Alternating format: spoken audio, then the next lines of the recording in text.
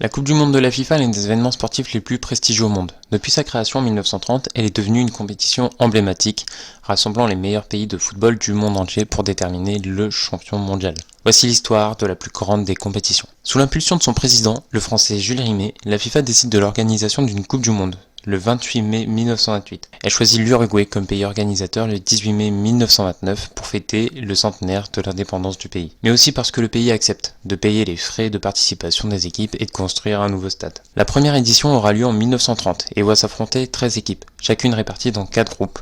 La France se trouve dans le seul groupe de 4 équipes, avec l'Argentine, le Mexique et le Chili. Les Bleus finissent 3e et l'Argentine sortira de cette poule avec la Yougoslavie. L'Uruguay et les États-Unis sortiront eux de l'autre poule. On arrive donc en demi-finale, où les Argentins vont infliger une lourde défaite, 6-1 aux États-Unis, et l'Uruguay s'impose sur le même score contre la Yougoslavie. La finale voit alors s'affronter les deux voisins, et c'est le pays hôte qui va finalement l'emporter 4-2, après avoir été mené au score 2-1.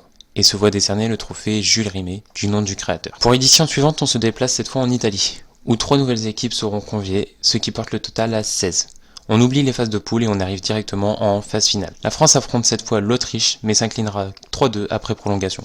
L'Uruguay refuse de participer et répond aux Européens qui avaient montré peu d'envie de se déplacer 4 ans plus tôt, comme l'URSS, l'Allemagne ou l'Angleterre. C'est une nouvelle fois le pays hôte qui va s'imposer car l'Italie va se défaire facilement des USA, 7-1, puis rencontrer plus de difficultés contre l'Espagne, où ils iront jusqu'en prolongation avant de battre l'Autriche et d'arriver en finale à Rome contre la Tchécoslovaquie. Le premier but viendra de Antonin Puig à la 71e minute, avant que les Italiens n'en marquent 2, coup sur coup, pour être sacrés champions du monde 1934. La France accueillera la 3e édition, avec des stades toujours mythiques aujourd'hui comme le Parc des Princes, le Stade de la Méno, Auguste Delaune ou encore le Stade Vélodrome de l'OM.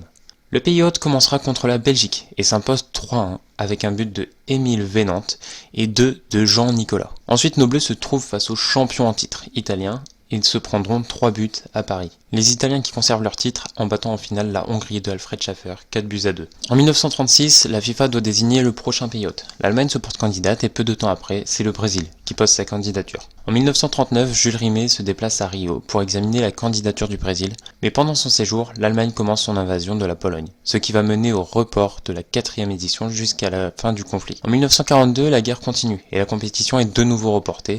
Elle reprendra lors de l'année 1950 où le Brésil est choisi pour l'organiser. Pour cette édition, la France décline l'invitation, en cause de trop longues distances à parcourir entre chaque match. Ce qui fait que dans son groupe, seuls l'Uruguay et la Bolivie joueront, à cause des forfaits de la France, de l'Écosse et de la Turquie. L'Inde déclare elle aussi forfait, car elle se voit obligée de porter des chaussures et refuse catégoriquement. Lors de cette édition, la finale se joue sur une phase de poule, où l'on retrouve l'Espagne, la Suède, le Brésil et l'Uruguay.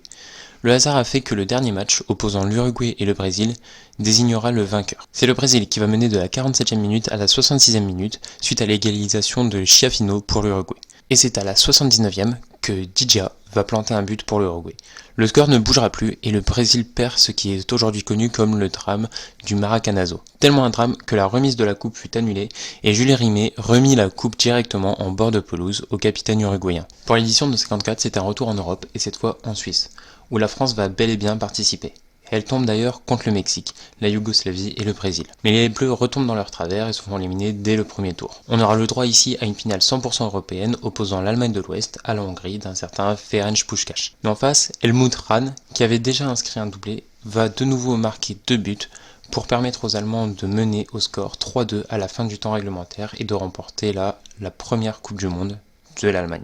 Les champions de titre se déplacent alors en Suède en tant que grand favori avec un Helmut Rahn qui va inscrire cette fois 6 buts dans la compétition. Et pourtant il ne sera pas meilleur buteur, parce qu'en France on a l'arrivée de joueurs comme Roger Piantoni, Raymond Kopa, mais surtout un très grand Juste Fontaine qui va claquer 13 buts dans cette seule compétition. La France qui retrouve la Yougoslavie et voit aussi dans son groupe l'Écosse et le Paraguay commence avec une victoire 7-3 avant d'être vaincus par la Yougoslavie, mais ils réussiront à se relancer contre l'Écosse et finir premier de leur groupe. Ils arrivent alors en quart de finale, face à une Irlande du Nord emmenée par McParland, auteur de 5 buts sur la seule phase de groupe. Pourtant l'attaque française sera sans pitié et va inscrire 4 buts pour filer en demi-finale et défier le très grand Brésil. Mais c'est un jeune joueur d'à peine 18 ans qui va humilier les Bleus en marquant un triplé en 23 minutes.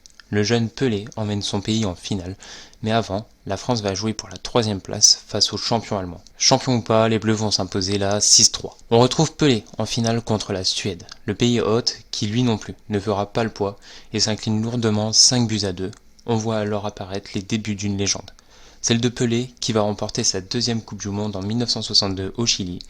Il sera cependant victime d'une très grave blessure dès le 2e match, mais heureusement, des joueurs comme Garrincha ou Vava vont à leur tour porter le pays. En 1966, la Coupe du Monde est jouée en Angleterre. Quelques mois avant le début de la compétition, la coupe est volée, mais retrouvée de façon assez folle que la chaîne Remontada a déjà expliqué. Je vous mets le lien juste en description. Cette compétition en Angleterre est marquée par Eusébio, le Portugais qui, à lui seul, va mener son pays en demi-finale. Mais c'est encore une fois le pays hôte, l'Angleterre cette fois-ci, qui va l'emporter et être sacré. Le trophée sera remis des mains de la reine au capitaine Bobby Moore. 4 ans plus tard, c'est au Mexique de recevoir la Coupe du Monde en 1970, sans la France, mais avec des joueurs comme Gerd Müller ou Franz Beckenbauer pour l'Allemagne qui finit 3e, l'Italie de Giovanni Rivera qui finit 2e, et enfin le Brésil, qui lui finit 1er et sacré grâce à des joueurs comme Pelé, Jairzinho ou Rivelino. Un 3e sacre pour le Brésil qui a toujours en mémoire la défaite contre le Uruguay en 1950, 20 ans plus tôt. Pour la 10e édition, c'est l'Allemagne de l'Ouest qui va accueillir la compétition reine. Fait important, le trophée que l'on connaît aujourd'hui fut introduit lors de cette édition. D'ailleurs, son voisin est-allemand s'est aussi qualifié et se retrouve dans le même groupe que le pays hôte. Pays hôte qui va s'incliner lors de son dernier match contre la RDA, défaite qui paradoxalement va arranger l'équipe, qui évite alors un groupe composé du Brésil, de l'Argentine et des Pays-Bas, un vrai groupe de la mort dont les Oranges vont sortir largement vainqueurs avec 3 victoires en 3 matchs. De son côté, l'Allemagne de l'Ouest affronte-t-elle la Pologne, la Suède et la Yougoslavie, des affrontements dont elle sort constamment vainqueur. La finale oppose donc les Pays-Bas face à l'Allemagne de l'Ouest. Niskens ouvre le score sur penalty pour les Pays-Bas. Mais une vingtaine de minutes plus tard, c'est Breitner qui égalise pour l'Allemagne, et juste avant la mi-temps, Gerd Müller donne l'avantage, le match se finit sur le score de 2-1. Et voilà Mannschaft soulever là sa 2e Coupe du Monde. Mesdames et messieurs, merci à tous d'avoir regardé cette première partie sur l'histoire de la Coupe du Monde. La 2e partie sort la semaine prochaine, mais en attendant, n'hésitez pas à partager, liker et vous abonner. Et nous on se retrouve la semaine prochaine pour une nouvelle vidéo.